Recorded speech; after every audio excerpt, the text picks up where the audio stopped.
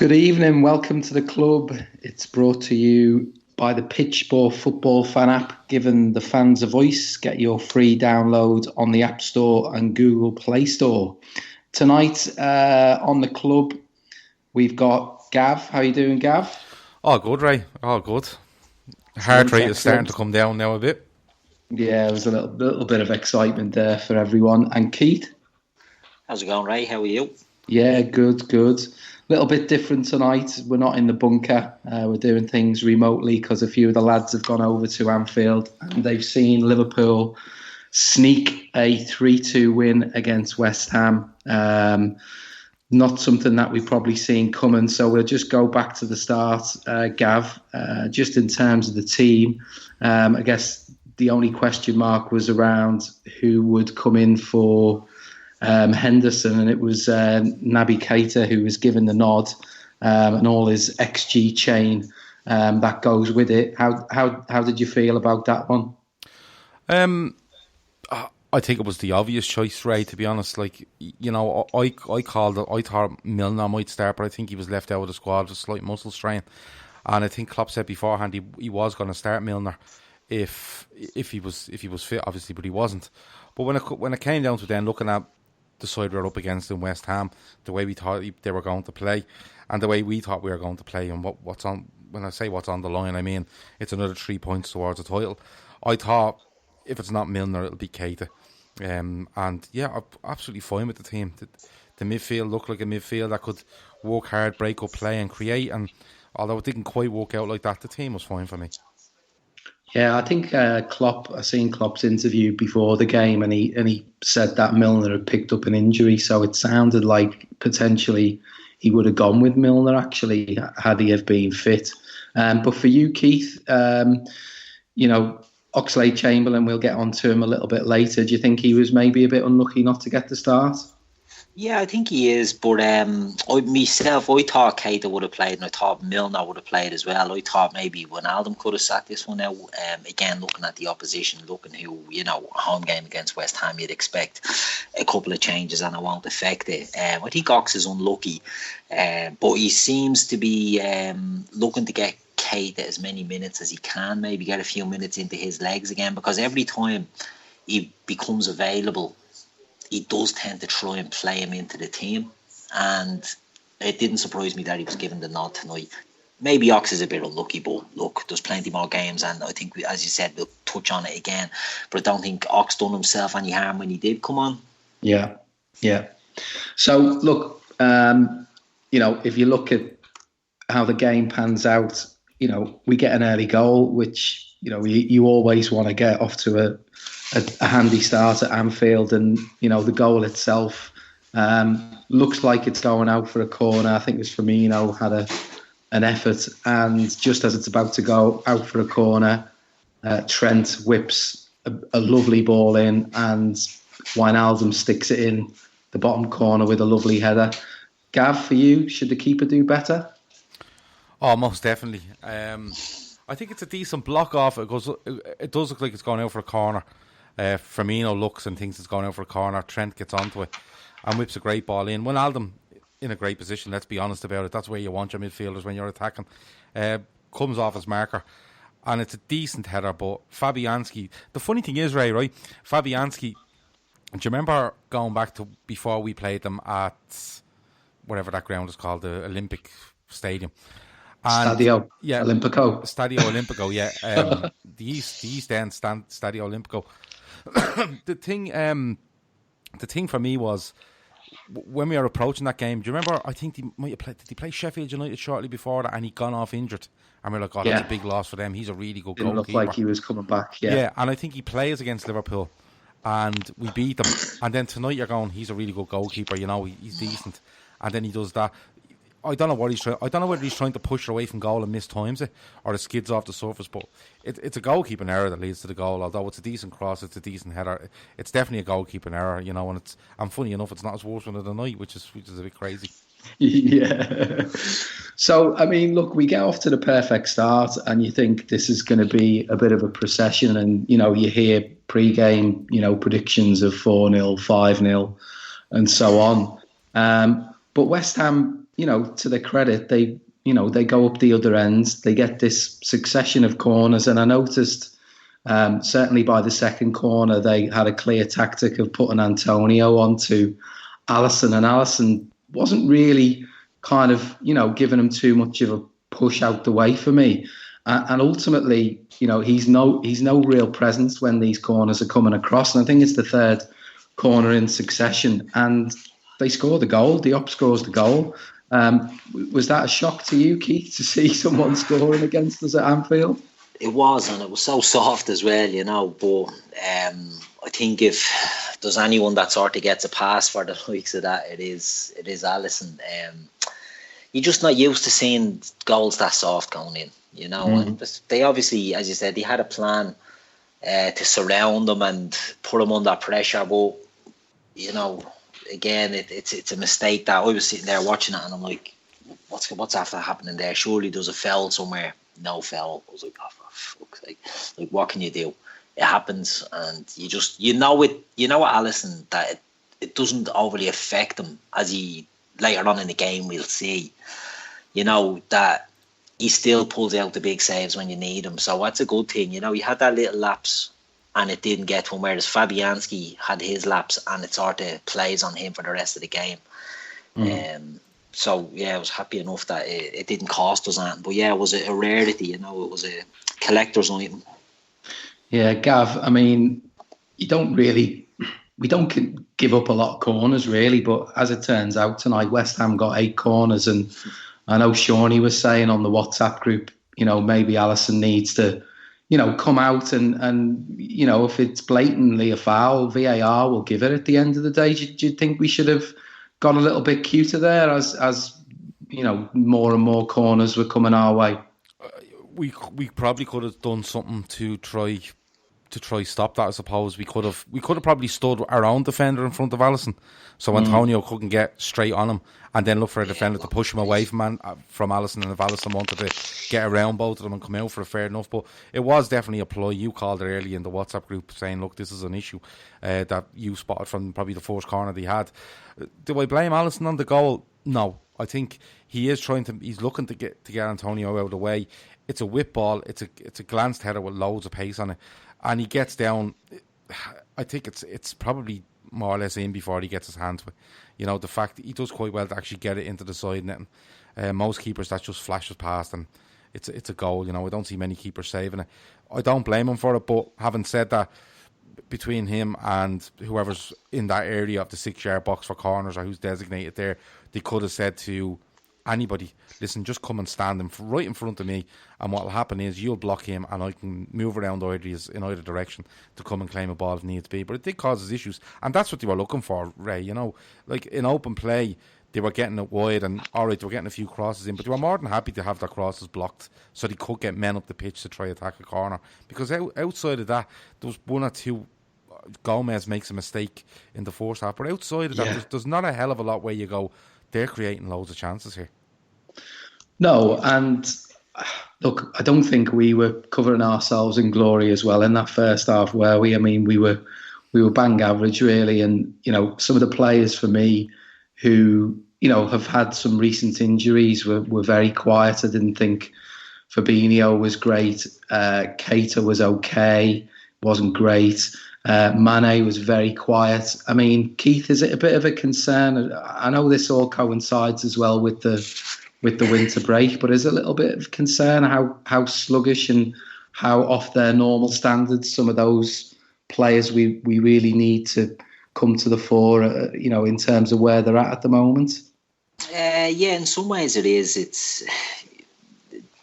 There's so many of them that are just having that little sort of, I wouldn't even say a dip, a little lull in their form, and they've put a lot in. They have put a lot into the season so far, and maybe they are just taking their foot off slightly, and it is starting to show a bit. Now, maybe we should be using the squad a bit more. Maybe in Bournemouth coming up at home, maybe throw in a Minamino or an Origi into the front three and give one of them a rest. Maybe Mane does need it a week or so extra off. Maybe Salah could do with a break. Maybe Bobby could. Maybe they all could probably do a sit one out. But I've said it before. I think these breaks we always come back a bit tired after them, and I just think we'll motor up to speed, but it just won't be as quick as everyone would like, And the way these fixtures come, right?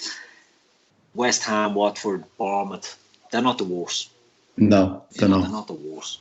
No, they're not. And obviously we got the FA Cup sandwiched in between all of that. So look, it's 1-1 at half time.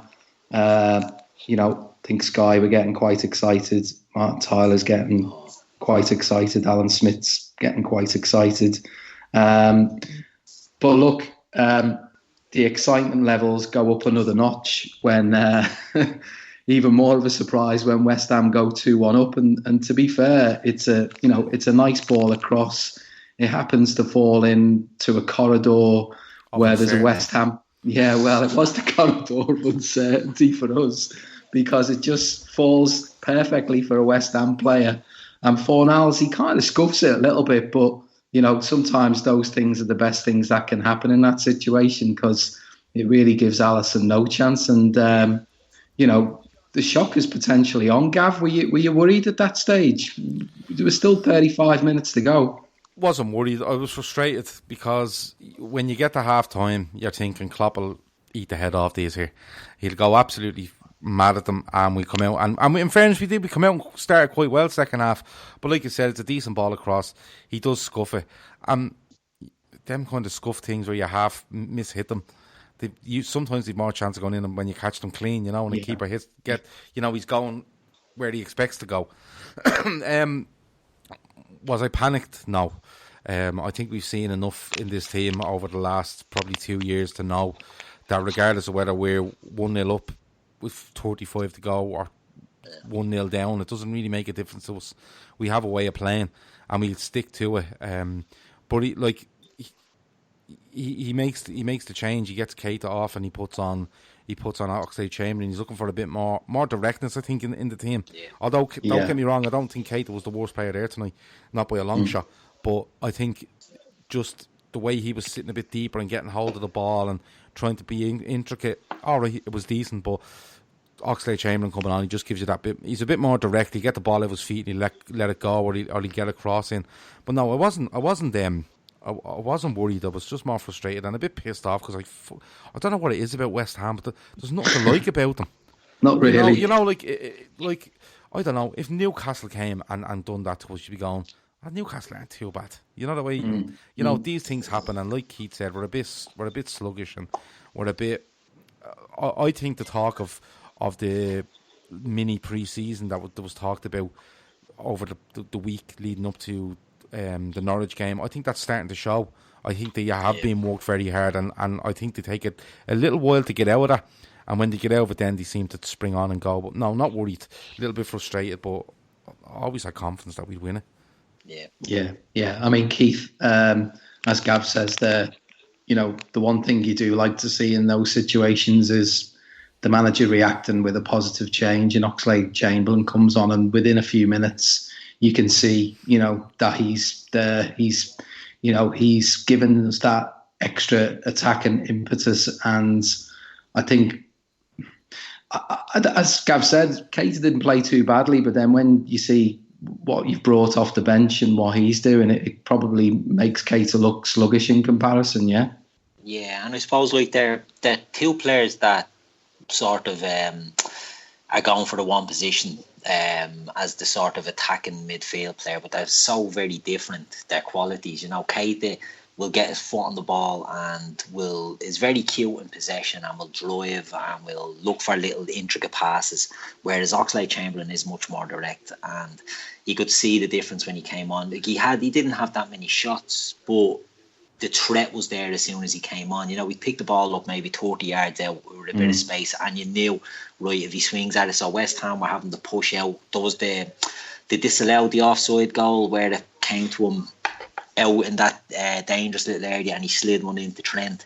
Yeah. He was a different threat that he had to deal with, and it was a good positive change, and he done well when he came in there. Without doing too much now, I have to say, he didn't.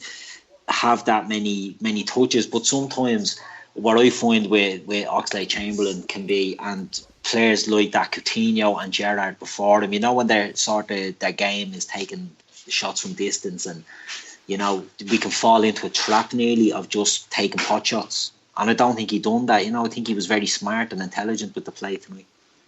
Yeah, I mean, look, let's put it into perspective. The opposition are, down the wrong end of the table, and we were starting to create, waves of attacks. And look, at the end of the day, there was probably about a 5-minute period there from probably 63 minutes onwards till just before we scored the goal, where you might start to think, is it going to be one of those nights? These things can happen from time to time. But look, we get the goal, 68 minutes, Mo Salah, and in all fairness, he was embarrassed by that goal going in the back of the net, wasn't he, Gav? Yeah, he was a little bit, wasn't he? These things happen, and like I said earlier, Fabianski makes a howler of sorts for the first one. This one's even worse. And you know what? Like, I'm not surprised Salah was embarrassed, because it's square to him, absolutely perfect. And I don't know why he's just not lashing that in the net. He's trying to guide a left-footed shot along the ground, and it's at the middle of the goal. Like, why isn't he just lashing that in the net? And I don't know. Like, look, Fabianski makes an absolute howler. There's no doubt about it. And it gets us back in the game at 2-2. But I have to say, right, it was decent play. It was a good ball by Robertson, who I thought was not iffy tonight. I think he just looked a yard off it, to be honest. I thought most of them did, particularly the fullbacks. But Salah scores. But I just want to go back on the Oxlade-Chamberlain thing. I think we missed Henderson tonight. Oh, 100%. Right? Now, people will say, and I've seen people on Twitter say, well, we've been like this for a couple of weeks. Absolutely we have. We've been I thought against Norwich we were a bit sluggish. Henderson supplies Mane. I thought in Atletico Madrid, I thought overall, it was a very mixed game, I felt. And tonight, don't get me wrong, Henderson hasn't been at his best over the last couple of weeks, but I think the intensity in midfield goes down a level. And when it's at a low level already, and then you take Henderson out, I think it drops to, it's very, very poor, the intensity. I'm going to be honest with you. I think Fabinho looked a bit lost. Yeah. And what I mean by that was, he usually gets it, and he knows Henderson is there, and he gives it to him. He was kind of looking around for Naby Keita a little bit when he was getting the ball. The avenue to Trent was being cut off by players dropping into that space, whereas Henderson would just clear out that space and let them play. And Keita was trying his best. Wijnaldum looked a bit lost. So I do think we miss Henderson tonight, but that's just the way it goes. Like, and I'm not saying he would have come in there tonight and he would have bossed the game from start to finish, but I think we would have been a bit more zipped to us. And I think that's the only thing that kept West Ham in the game, is that when our levels dropped a little bit, they were quite happy. And in fairness, they done all right, but I just thought we missed Henderson a bit. And Salah gets the goal. I'd love him to win the Golden Boot by 1 goal, and that'd be it. You could look back on that just to annoy people. But listen, you take goals wherever way they come, don't you? Like, whether it's in off your arse or the keeper decides that his hands are holograms, like, there's nothing you can do. You take them. In fairness to Fabianski on the goal, I've just seen it back there. It does take the deflection sort of throws him. Salah hits it and it nicks off the defender, and he's sort of setting himself one way, and it's probably a bit unlucky. We still should save it, but it's just sort of not as horrific as when I seen it in real time. That way. So maybe we're being a bit too harsh on him, or maybe not. I think, what you're saying there about Henderson, Gav, sometimes, and this has happened plenty of times with Liverpool players, they actually get better almost by them not being in the team, because you see it becomes glaringly obvious what's being missed, sort of thing. And I think tonight was a classic illustration of that, really, to be honest with you. But look, we get back to 2-2. I mean, there's a big enough gap, by our standards. I think, 13 minutes between the second and the third goal. Keith, there seemed to be an inevitability then, once we get back to 2-2. I think, albeit West Ham, even towards the end, have some chances. but I think you were starting to see it really show in West Ham, and obviously we get the goal. I have to feel a little bit sorry for Bobby. If he was half an inch taller, he'd have put that in himself, but thankfully Mane's just behind him and tucks it in, and it's it's pretty much feels wrapped up at that point. Yeah, I mean, I was of the opinion, even when we were 2-1 down, I wasn't overly concerned. I thought we would have come back into it, and then to score the equaliser on, I think there was 20 odd minutes left. It was, a good time to score. So I always felt we were going to push on and win, because, as you said, the pressure was building. There was wave after wave, corner after corner, and I thought it happened now. I was a bit surprised that it took till the 80 odd minute to get the winner, but I felt we could have, and I know we had one disallowed, but I felt we could have run in a couple and it would have been a lot more comfortable. As it was, maybe not. But Sadio, he's another an off day by Mane, and he still pops up to score a goal, and it's a great sign of a player. The two of them, him and Salah, for wide forwards, they get an awful lot of goals, Bobby hasn't scored at Anfield. We all know that. It's a bit of a gag, and I know, Gav, we were talking, someone in the group said they wouldn't mind them going the whole season, maybe getting the league winner at Anfield. Yeah. But I just think he does, he has his strengths, and if he's not on it, maybe the other two dip down a bit, but it's great that they're still getting their goals. So even though he's not getting, as Ray said, he's a fraction away from getting something on that, but at least Sadio's at the back stick to pop it in. They just, as a front three, they're pretty irrepressible, that way. Yeah, I mean, there was also that one, wasn't there, a bit earlier on, where he basically heads it. He's practically on the post, and he heads it onto the post, and it's like, he was unfortunate with that, wasn't he? Because he's literally at the post, so he tries to jump, and it's like, shit, I'm not going to hit the post here. I know, you see all the faces of the crowd behind the goal, like they're kind of incredulous at what's going on, sort of thing. But I mean, it is starting to become a bit of a thing now, isn't it? I mean, obviously, commentators have got onto it because it's getting mentioned, quite a bit. Fans are fully aware of it at this stage. I mean, Gav, are you absolutely not bothered? Because I know the league's, a formality at this stage, but I think it's maybe starting to play on his mind a little bit. What do you think? The Anfield thing, it may do, but he's very. Do you know the way you hear strikers are streaky? Yeah, I don't even think he's streaky. I think he'll go through. Like you see a striker mightn't score in 3, but then they get 4 and 4. He's probably doesn't get one in a couple, and then he gets, say, 6 in 10. Do you know the kind of way split? Yeah. He's not even a streaky striker. He's just so important to what we do, though. He really is. And will he be bothered by it? He probably is. He's a striker for Liverpool. He wants to score goals. Am I bothered? Absolutely not. I'll put it to you this way: if we get past Atletico Madrid and he scores away in a quarter final and a semi final of European Cup, and then lashes one in to secure the title at Goodison, I don't give a fuck what he does. Do you know what I mean? I don't care. Do you know what I mean? He literally he can go off and start baptising people because he has all his certs and all for that now. I'd say after doing the FOSS course for Alisson, so he can go and do what he wants, Ray. And Shawnee said something earlier, right? And I think it was half time in the match, and he was saying, lads, they're going to try create narratives here that just aren't there. And I feel this Firmino one is one, Definitely. Joe Gomez, I know this is a stupid comparison, but Joe Gomez is centre half of Liverpool. He's 6 foot whatever. He's taller and he's domineering. Hasn't scored a professional goal. The people don't talk about that, like, Gomez doesn't do enough in the opposition box. This is just the thing that people want. They're trying anything. They're trying to find fucking anything. You know what I mean? I'd say if there's a seat in the fucking main stand that's a slightly different shade of red to the rest, I'm sure Sky will do a fucking week-long programme on it. So, fuck all else to complain about. The Firmino thing, it doesn't look like overall his game is okay. It's very hard to judge players on tonight because, well, judging them, you'd say they were poor, but it was very hard to pick out a really bad player, and it was hard enough to pick out a really good one.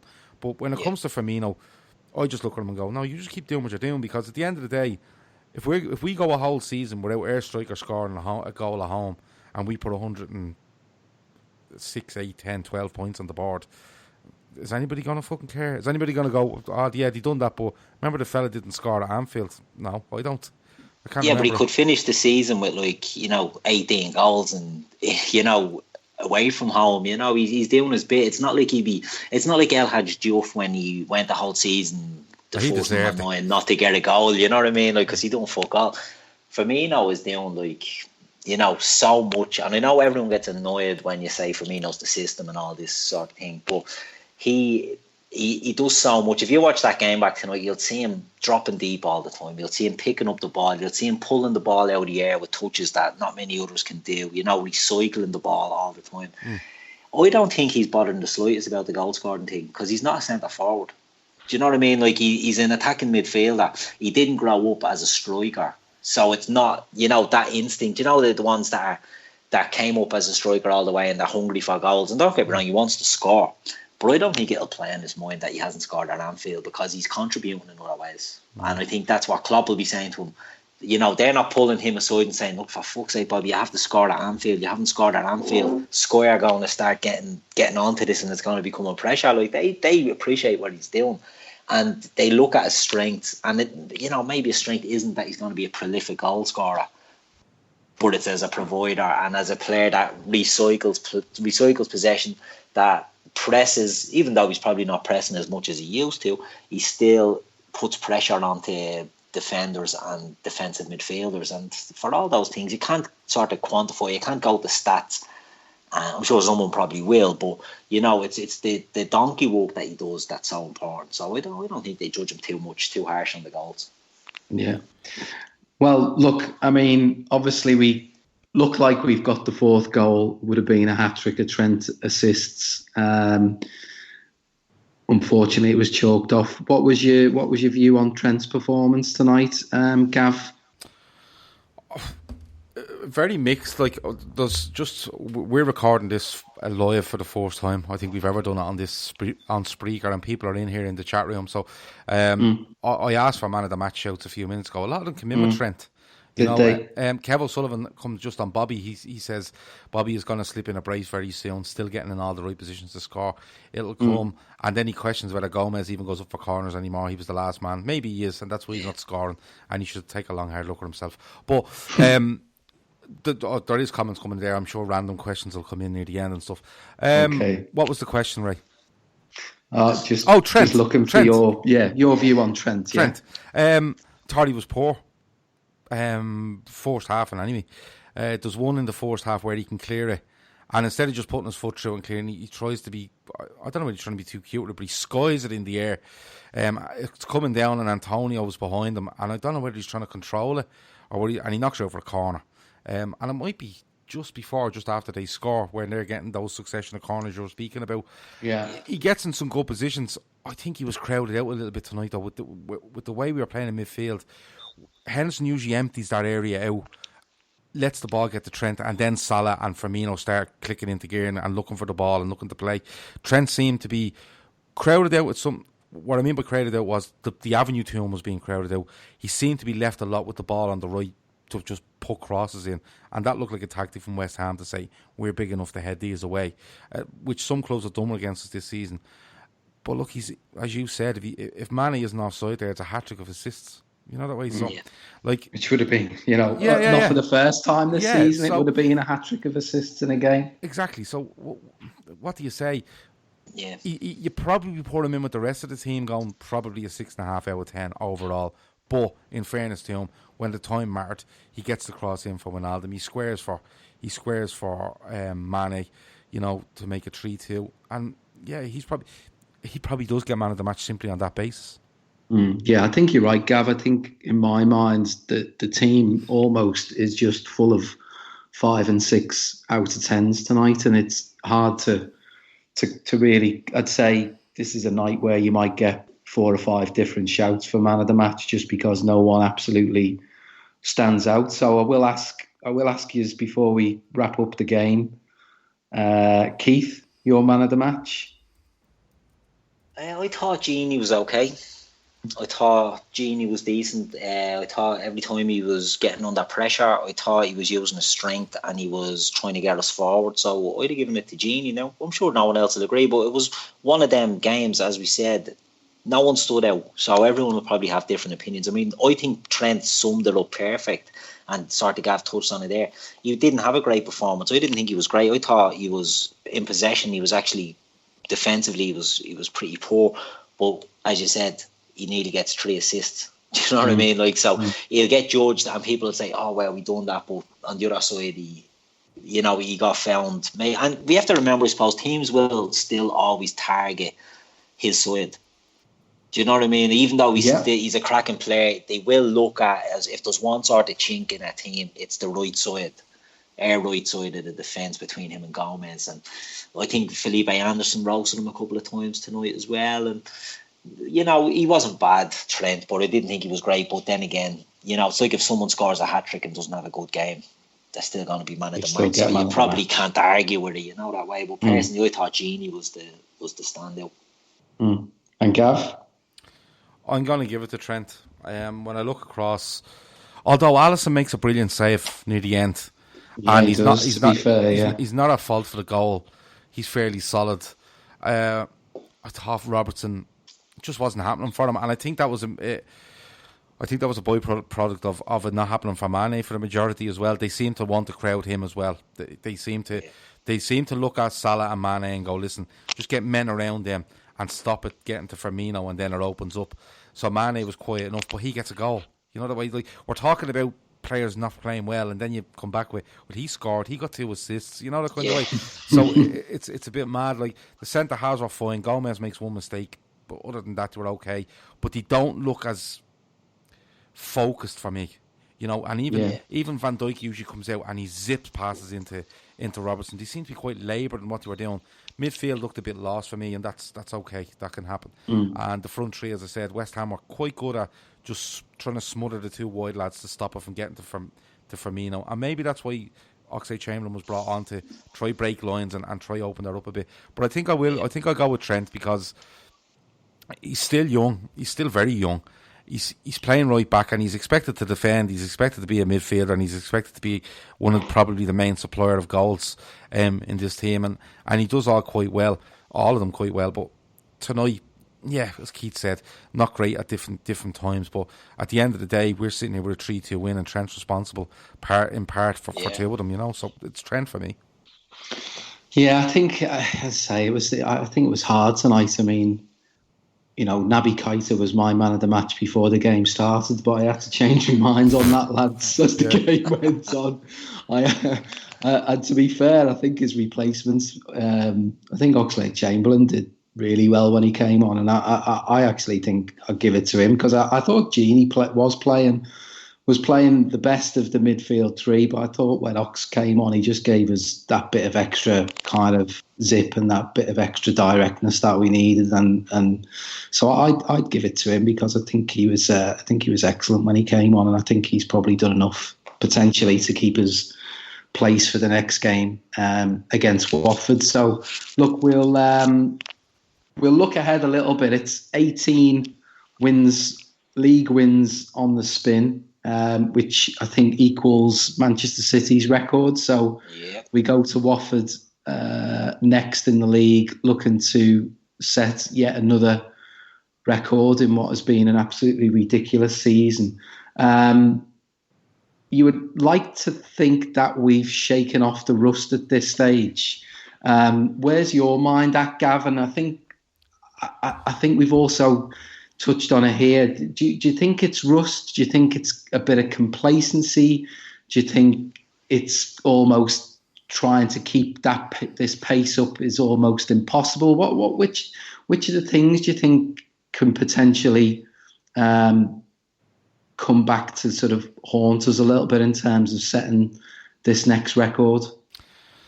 I'd like to think it's not complacency, Ray, but when you look at that game tonight, if we apply ourselves properly, not play over them, out of this world, but apply ourselves properly, I think we win that game handy. The application tonight for me, I'm not saying they weren't trying, I'm not saying they weren't committed, but what I mean by the application is movement, speed of passing, tempo, the intensity, the willingness to get around Salah, Firmino, Mane, try something different. It wasn't quite there for me tonight. Is that complacency? I don't know. I'd like to hope it's just a bit of rustiness and there is a bit of weariness in the legs, and that's slowly going to get there after Norwich, after Atletico, and after today. We have a tough enough game coming up next week against Watford away. They're fighting for their lives, and they're probably the team down the bottom of the league that you go, they probably have the most about them, in my opinion. I spoke about West Ham and Watford the other night on the Daily Show, or the Hourly Show, as Dicko likes to call it. And I was saying that Moyes just doesn't play players in their positions and use them to the best of their ability. Watford, I think they were beaten at Old Trafford. They were, last night, whatever. A little bit of a surprise how handy it was, 3-0, They were beaten 3-0, but I think when you at Vicarage Road, you'll see them they will be up for it. They'll try to get at us. They'll have nothing to lose, and they probably have. I think they're one of the better sides down there out of the 6 that are in it. I hope it's not complacency, Ray. What could scupper us? Only ourselves. Because at the end of the day, when you look at what we have versus what the rest have, it's very simple. We're much better than them, and I mean all of them, all of the 19 teams in this league. And people would say, "Well, City this and City that." Fuck City and fuck everybody else.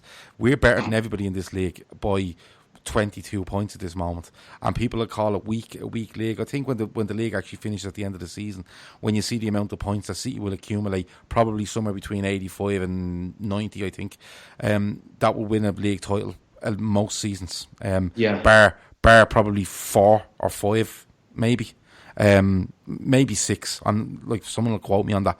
But when it actually all settles down, it's not a poor league. That's just again another agenda that's being put out there to try diminish what Liverpool are doing. Nothing can stop. I'm not saying nothing can stop us, but if we apply ourselves properly, Ray, and I mean going and winning our next 3-4 games and saying, we're winning it, and if you falter, we're there, we're on top of you. And then the test comes afterwards that you've 6 or 7 left or whatever it is, and then you're saying, well, do you want to go unbeaten? Or we're a bit iffy in the Champions League here. The Atletico one is huge, but I'd be very surprised if Liverpool don't do somewhere around at least 105 points in the league this season. At least. At this stage, you'd be wanting that, wouldn't you? Well, that's 79. Yeah. I know. It's crazy stuff. It is. And if you look at the fixtures as well, I think we've the same amount of points, I think I read it on the chat earlier, as United's treble winning team. Yeah. From 99. Today, we've the same amount of points as they got in the league that year. Wow. So, it is mad stuff, isn't it? And look, the way the fixtures are coming up as well, I mean, they're all, City aside, and maybe a tricky enough trip to Goodison on a Monday night, but everything else, I think, is just more than winnable at a kind of half pace, really, at this stage.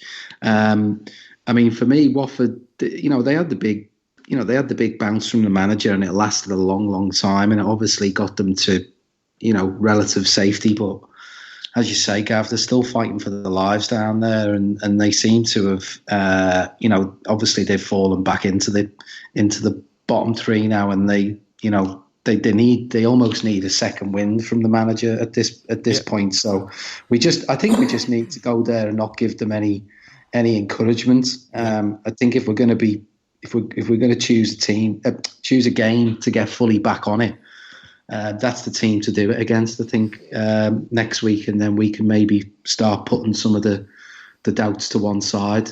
Keith, it's 4 more wins. I'm quoting Gav here before he gets the opportunity to do it himself on the famous countdown. It might just happen, Gav. It might just happen at this stage. Yeah, what am I down to 4? Or down to 4. Am I down to 4? Yeah. You're down to 4. Yeah. Yeah, I am, and I think I want to be so spot on this. I really do. Is it? It's Palace then. It's Palace then, the game, So if City drop points at any stage say away to United, we win at Goodison with 3 more wins. Is that right? No, I think they would have to be beaten at Old Trafford. I think I heard there, Gav, or Right. they'd have to drop points in 2 different games, which is unlikely. I think it's basically a United win. Otherwise, you're going to get your famous 4 more wins. Yeah. Well, to be honest with you, I wanted to be right. I really do. But having said that, I will happily be 1 game out to do it at Goodison. I'd happily be 10 out to do it at Goodison. But loads of people come on to me about that and go, "That's 32," and I'm going, no. Listen, 30 wins, and then whatever draws we get, that'll be enough. Even if we win 33, take them 9 points off us. 30 wins will be enough. At the end of it, and it will be, because right now, if we win, what have we won? 26. If we win 4 more and then lose the rest, we'll win the league by a point. Yeah. If City Yeah. go I've all said in. it all along. No one's going over 90. Well, I did say no one's going over 90. But I'll happily be a game out for Liverpool to win it at Goodison, and Matt Dicko to be absolutely over the fucking moon. We're doing this league for Ray Dickinson's mother, as far as I'm concerned. That's how committed I am to it now. On Paddy's Day Eve, I mean, the stars couldn't align any better, could they? We spoke about this last week. Yeah. So basically, right, if City get beaten at Old Trafford, we can go to Goodison and win the league at Goodison, right? In a farewell to the grand old lady of English football, because they're moving to the Aqua Centre down the road, right? So the last trophy to be won at Goodison will be Liverpool's league title, right? Which is amazing, right? You haven't thought about it like this, haven't you? Not. No, if the last trophy to be won at Goodison will be Liverpool's league title, right? Unless they go and win something the stadium's never going to happen. But anyway, we pretend it will, right? Yeah. And then on top of that, we'll all be out in Dublin having the crack, and Matt Dicko will be in Dublin, and she hates everything blue. Everton, Blue Peter. The colour blue, everything blue. The band blue, the bands that everything. Are blue. She won't get in a blue taxi. No, and she doesn't like blue. The music by blue. She doesn't like anything like that. You know what I mean? So it's just, I just think it's amazing. I just think it's a perfect setup. And ever since you told me the story about her hating everything fucking blue, I love the woman. I've never met her, but I absolutely love and adore the woman. And if Liverpool can win it at Goodison against the Blues, while we're all drinking with Matt Dicko in Dublin, I think you can't top that. You really can't. Exactly, it'll go down in history, folklore. And in folklore, in day trippers folklore, with all of those great times in Stoutmans that we've had. There'll be a collage of photos on display in Trinity College in Dublin, I reckon. Oh. People will be telling their grandkids about it and all. Yeah, they'll burn the book of Kells and just stick the photo collage in Trinity College. That's what I reckon will happen. Well, look, it's all ahead of us, and the only other thing I wanted to touch on, because it's still a little bit raw, really. It's a defeat that we don't suffer very often, but I was, thinking to myself there tonight, Atletico, they'll obviously be watching that. Maybe it will lead them into a little bit of a lull and a false sense of security, because, to be fair, the difference between a Monday night football in the Premier League and a Tuesday night football in the Champions League is like night and day, isn't it? It's unbelievable, really. But I know it's a little bit off, Keith, in the distance, and we've still got, league games, FA Cup game before that. But now the dust has settled, are you still confident of going through? I am, yeah, to be honest. I think the fact that there is a 3-week break between the two legs isn't a bad thing. Well, we do look a bit, 5-10% off at the moment. And maybe these next few games, including the FA Cup game, will give some of the other fringe players a bit of a chance to stake a claim that when it does come to the Atletico game, we might just be back up and running at that stage. And I agree. I think, Atletico, a lot of the talk coming out of the Atletico camp that you'll read online, it stinks of overconfidence, a little bit of arrogance. Look, I like Atletico, I like Simeone, I like what they do. But I just think they could nearly fall into a little bit of a trap of thinking that it's done, and that could suit us. But I think the fact that we have these few games, as you said, we play Watford the weekend. Tough game. Look, let's be honest. It's one of our tougher games we're going to see in this little period. And we can get through that, and then Bournemouth. They're not bad little games to get before that, for the likes of Mane, for the likes of Bobby to just click into a bit more gear. So yeah, no, I'm confident we can go through. I think, you can't rule this team out. You can't rule it out on an European night in Anfield, and certainly not with a one goal lead. No, I think we're still well in with a chance of that. And I think it's one of them. Look, I was like Gav. I was overconfident in the first leg. Thought we could have really bet Atletico, and that was nothing to do really with Atletico. Right, they were a bit of dodgy form themselves. So I just thought we would have had one of them watershed moments, and gave them a bit of a spanking. But I think we can have the watershed moment now. And if we overturn this, it's only a 1-0 defeat, but it's a 1-0 defeat against the best defensive team probably of the last 10 years. They're an outrageously hard team to beat. So I think this could be, use that as the chance to turn it around, and that might trigger us on for the rest of the season. Yeah, I mean, Atletico themselves seem to be coming into a little bit of form. They had another win there at the weekend. But Gav, the other dimension of this is obviously the FA Cup. With the FA Cup coming up directly after the Watford game. I think it's a Tuesday night, isn't it? Yeah. So it's Saturday to Tuesday. Obviously, you expect them to go very strong against Watford, maybe one or two changes. But what do you see on the horizon for the Chelsea game in terms of how serious he's going to take that? I'm leaning towards a mix of what we've seen in the FA Cup so far and players in the first team squad. Yeah. I think people seem to think Chelsea are going to go very strong on this, and I don't know if they are. But they're in a dogfight now, aren't they? They're in an absolute dogfight. And did they beat Spurs at the weekend? They did. They beat Spurs at the weekend. Yeah. But United won. Sheffield United drew, but they're still in around there. Wolves are in a decent run of form. Arsenal are the best team in Europe, according to Mikel Arteta.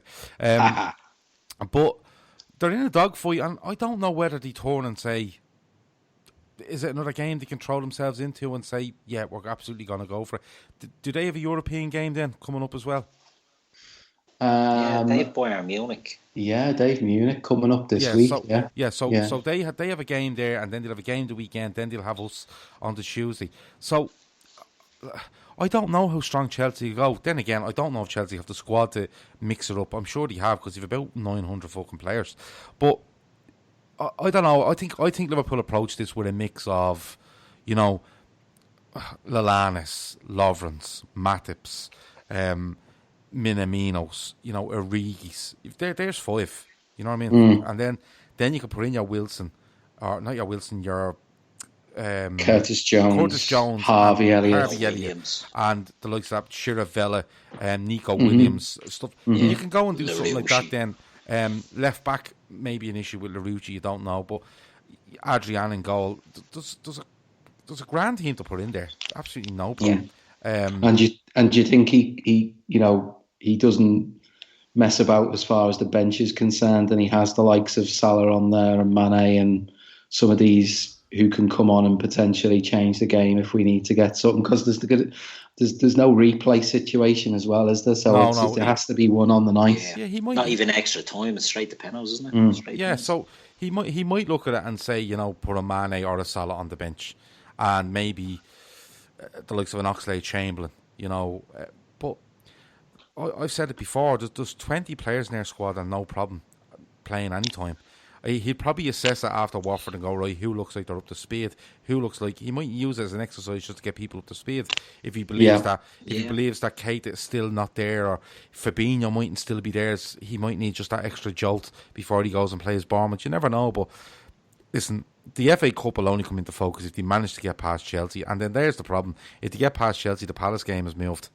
It is, yeah. And I feel sorry for people... Pushed out it'd be pushed out then, wouldn't it, to Man City? So and I'd feel a bit sorry for people that have basically gambled on it being Palace to win the league, paid a lot of money, and will end up going to Liverpool, and we're playing fucking, I don't know, whoever in the cup. Do you know what I mean? So Imagine. I'm not too worried about the FA Cup, but it will only come into focus properly, I think, in Klopp's mind once if he gets past Chelsea. Yeah. And that's the potential spanner in the works, isn't it? In terms of where we win this thing, it's just crazy, isn't it? To think, it's the 24th of February, and we are 4 more wins from winning our first league title in 30 years. I mean, it's crazy. Just before coming on here, speaking to my missus, and you can't believe you're having this conversation, can you, Keith? No, it's it's ridiculous. We're not used to having this chat. I don't know.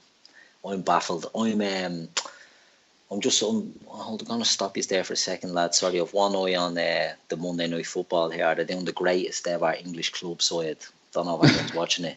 You want to have a guess who came number 1?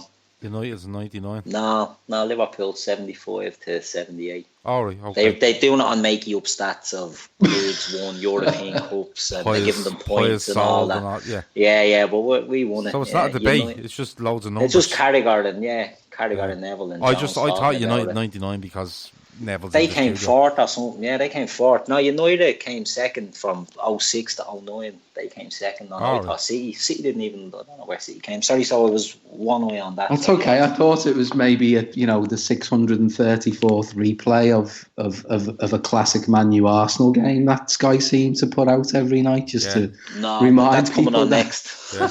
It's like therapy, isn't it? Yeah. No, so sorry. I have a couple of random questions for you before we go anyway. Okay. Go on then, Gav. Throw them in. We're pretty much there. Right, okay. The first one was, would you rather be permanently on stilts or permanently have 2 foam fingers? I only have little legs, so we'll take the stilts. I'll take the fucking stilts all day long. Yeah, shorter. So although there is a garage on the Nace Road that says I'm 5'8", and I always stick by that. So there's a measuring tape inside the door, and I don't know who put it up, but it's 5'8", so I'm taking that. Take it. Dicko, what can you do with 2? I don't understand what you could actually do with the foam fingers. Yeah, I don't know, but you'd either have to be permanently on stilts for the rest of your life, or just permanently have foam fingers, 2 foam fingers. I think I'd take 2 foam fingers. I'm sure I'd be able to get used to it quick enough. I don't know. Yeah, like I can imagine Dicko meeting someone and going, listen, don't mind the foam fingers, right? Yeah. They just take a little bit of getting used to, and then you'll be grand. I pissed on them earlier and they're still wet, so I won't shake your hand. Yeah. You wouldn't wring that finger out for me there, would you? Before we head off. The other one was, has anybody tried the new flavours of Tato? So for anybody that doesn't know the new flavours of Tato, and for anybody probably listening that aren't from Ireland, Tato is a form of crisps. But Dicko, have you seen the new flavours? No, are they trial? Have you got to vote for them or something like that? No. Basically, it's I think it's bacon and cabbage is one of them. Okay. One flavour, and the other one is like Irish stew, beef stew. Okay. I'd say they go down a treat with Keith's old man. He loves all that. I know. Yeah. He wouldn't eat them in crisps, but Liam, isn't it? Is his name Liam? Liam, yeah, it is. Yeah. Absolute ashbin, the fella.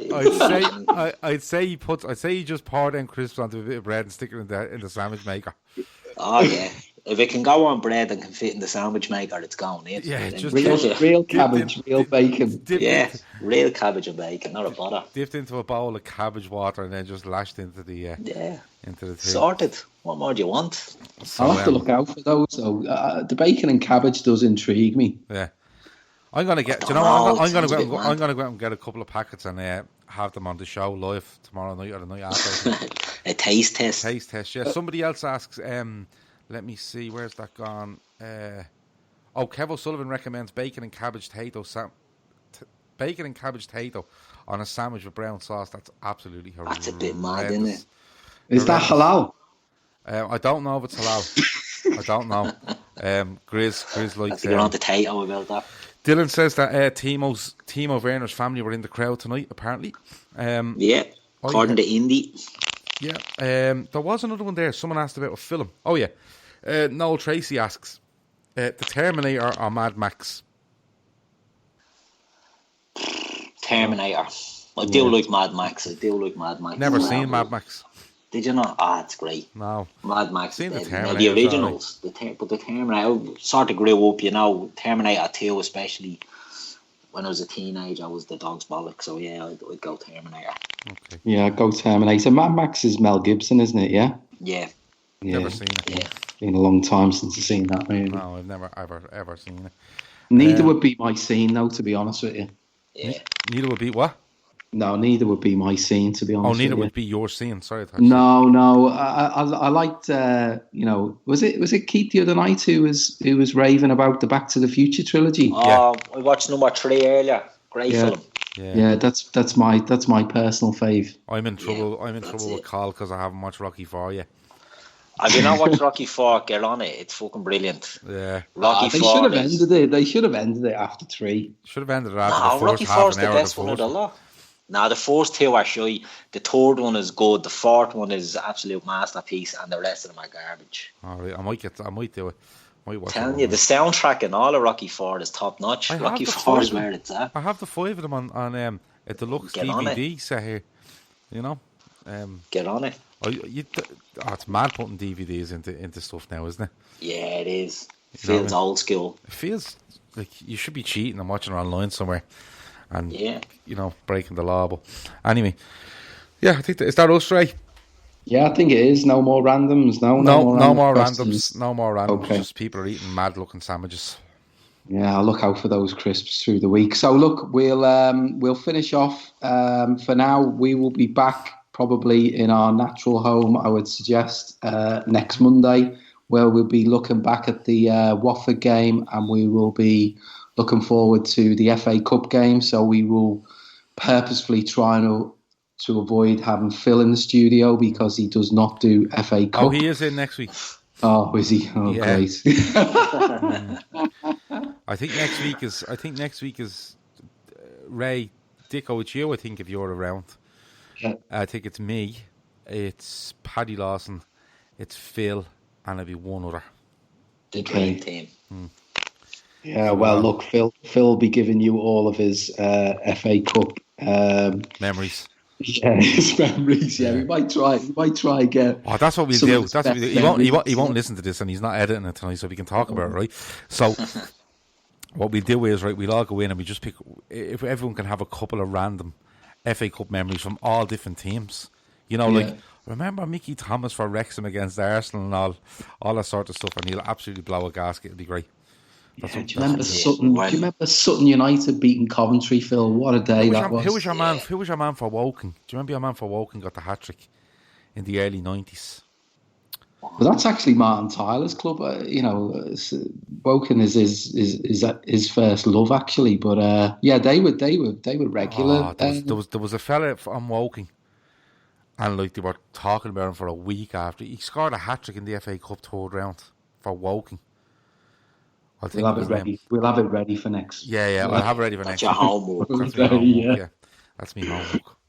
Right. Okay. Well, look, we'll catch up at you all again next week. Over and out.